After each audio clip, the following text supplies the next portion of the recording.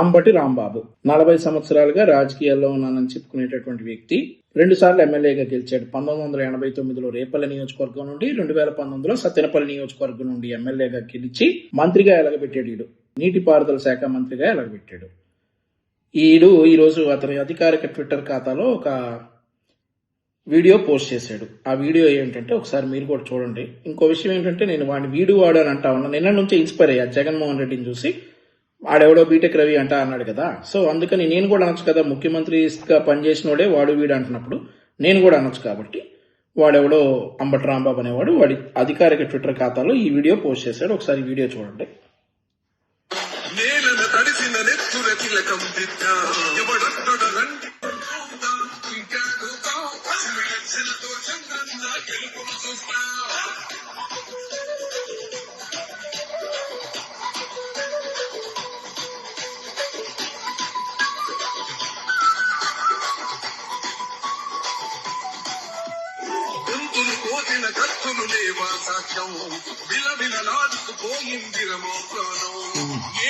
ఈ వీడియో ఎప్పుడు పోస్ట్ చేశాడంటే మీరు చూడొచ్చు కింద డేట్ అండ్ టైం 1:39 14 ఆగస్టు 2025 ఈ వీడియో పోస్ట్ చేశాడు.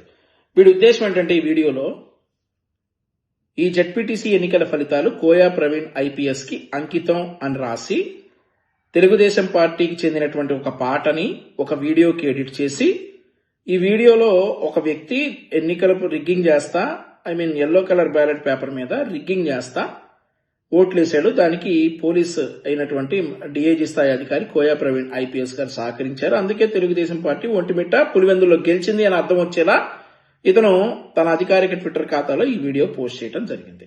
సరే చేశాడు, బానే ఉంది. మేము ఖాళీగా ఉన్నాం కదా, అసలు ఈ వీడియో నిజమేనా కాదా అనేది ఎంక్వైరీ చేయాలి కదా, మేము చేస్తాం కదా. అదే చేసాం. అదే చేస్తే ఒరిజినల్ వీడియో దొరికింది. ఇది ఒరిజినల్ వీడియో, ఒకసారి మీరు చూడొచ్చు.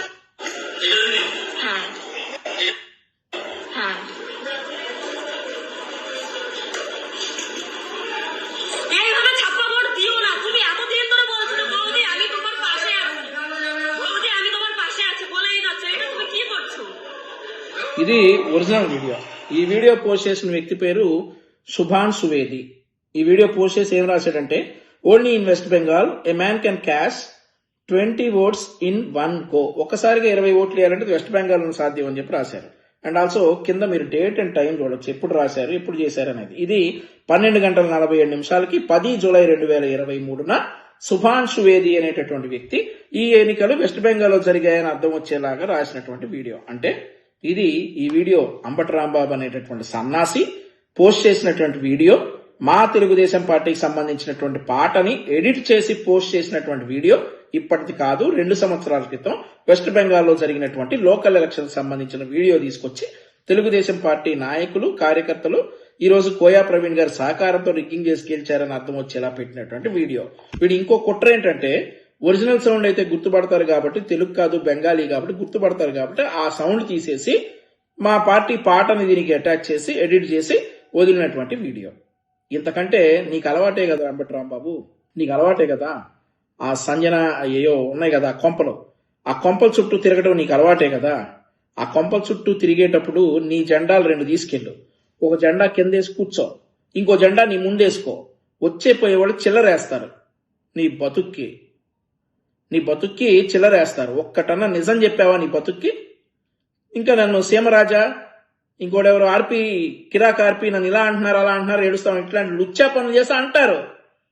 ఇట్లాంటి లుచ్చా పనులు చేస్తే సీమరాజా కిరాక్ ఆర్పి అట్లాగే అంటారు నిన్ను. నీకు అలవాటే కదా ఆ కొంపల చుట్టూ వెళ్ళటం. సో ఈసారి వెళ్ళేటప్పుడు 2 జెండాలు వేసి అడుక్కో, ఇంతకంటే చిల్లర రాలుతుంది. అంతేగాని నీ పార్టీలో ఉన్నటువంటి పేటీఎం కార్యకర్తలు ఈ డాష్ గార్డ్ అందరూ ఈ చిల్లర కోసం ఇలా చేస్తారని చెప్పి అందరికీ తెలుసు.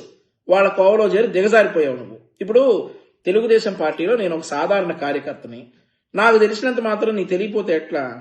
ప్రజలందరికీ కూడా తెలిసి ఈ విషయం.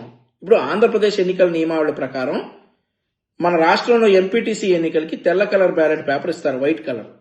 జడ్పీటీసీ ఎన్నికలకి పింక్ కలర్ ఇస్తారు, గులాబీ రంగు బ్యాలెట్ పేపర్ ఇస్తారు. పసుపు పచ్చ ఎల్లో కలర్ ఎవరు? ఎందుకంటే మా పార్టీకి అదొక పార్టీకి సంబంధించినటువంటి రంగు కాబట్టి, మా జెండా పసుపు కలర్ లో ఉంటది కాబట్టి పసుపు కలర్ బ్యాలెట్ పేపర్ ఆంధ్రప్రదేశ్ రాష్ట్రంలో వాడర్రా సన్నాసి.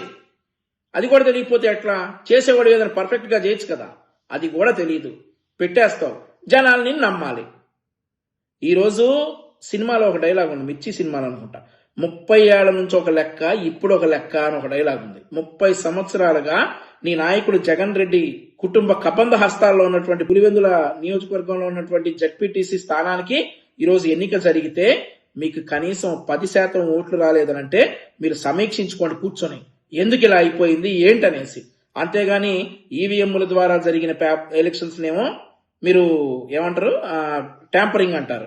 సరే, బ్యాలెట్ పేపర్ ద్వారా జరిగిన ఎలక్షన్స్ నేమో ఇట్లాంటి లుచ్చా వీడియోలు పెట్టి సునకానందం పొందుతా ఉంటారు.